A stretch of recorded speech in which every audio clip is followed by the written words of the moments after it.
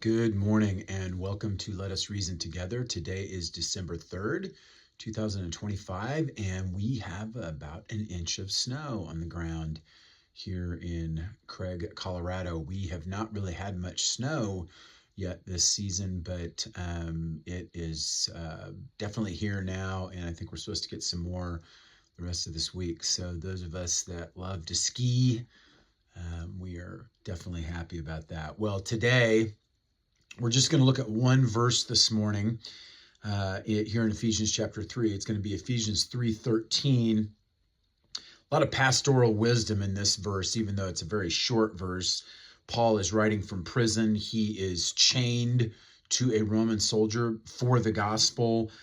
He knows that the Ephesian believers are then tempted to become discouraged by his suffering. And so he writes this sentence, very simple, very tender, very powerful. He writes this: "Therefore I ask you not to lose heart at my tribulations on your behalf, for they are your glory." The word "therefore" connects this verse to everything that Paul has said, that the mystery of Christ has been revealed, that the Gentiles are their fellow heirs, that God has entrusted Paul with this ministry to proclaim the mystery, and that the church displays God's wisdom to the heavenly realm. So Paul is saying, because all of that is true, don't lose heart. This is really beautiful here. Paul roots emotional strength not in circumstances, not in positive thinking, not in human resilience, but in the eternal decrees and purposes of God. Encouragement doesn't begin with how we feel. It begins with what God has decided. And in a world today where I think so many people are ruled by their emotions, this is such an important truth that Paul is conveying to us here. This is pastoral theology anchored in sovereign grace. He continues and he says, "I ask you not to lose heart." Paul knows that suffering, especially the suffering of spiritual leaders, can shake believers. The Ephesians loved Paul. They heard the gospel through him. So to see him imprisoned, they could easily make them think, is the gospel failing? Has something gone wrong? Is God still in control? And Paul addresses their discouragement here head on. He doesn't dismiss it. He doesn't shame them. Instead, he gently urges, don't lose heart. The Christian life involves hardship, but hardship never means that God's plan is unraveling. It doesn't mean that his purposes are going to stop. His purposes are unstoppable. His providence is perfect. His sovereignty is unthreatened, even by prison chains. Then he says, "At my tribulations on your behalf." Paul calls his imprisonment a tribulation. These are real afflictions, real hardship. He doesn't pretend that this is pleasant, but he sees it through an eternal lens. He says his suffering is on your behalf. Now, what does that mean? Paul's suffering promoted the spread of the gospel to the Gentiles.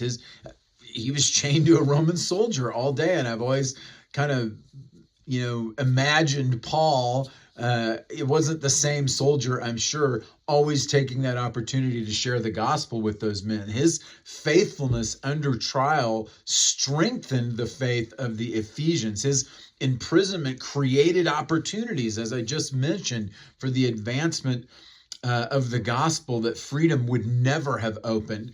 And so this is a view of providence. God ordains not only the ends, but he also ordains the means. And sometimes the means include the suffering of his saints. The cross of Christ is the pattern for Christian mission. Life comes through death, victory through sacrifice, glory through suffering. For they are your glory, he says. This is a surprising phrase. Paul is saying, my suffering proves that the gospel has reached you. His imprisonment, Paul is saying, is evidence that God's saving plan for the Gentiles is unfolding exactly as intended. In other words, his chains testify that Christ is king. His tribulation confirms that Gentiles truly are fellow heirs, and his suffering is not shameful. It's glorious because it serves their salvation. And so this reminds us that God does not waste the suffering of his people. He uses our suffering to sharpen us, he ordains our suffering to display his wisdom and advance his kingdom. So what looks like defeat is often divine triumph in disguise. So let this verse encourage you today. Number one, don't interpret God's plan for your circumstances. Interpret your circumstances by God's plan. Number two, don't lose heart when leaders suffer or when you suffer. The gospel does not retreat when hardship comes. In fact, it advances. And then third, trust that God is weaving your trials into his eternal purpose. God wastes nothing. He redeems everything. And when suffering and even suffering becomes glory in the hands of God. So rest today in the confidence that the sovereign God who saved you is also governing every moment of your life. Well, I want to thank you for joining us this morning, and I pray that this has been a blessing. If it has, hit that subscribe button and share this with as many people as possible. I want to thank you. Have a great day, and we'll see you tomorrow.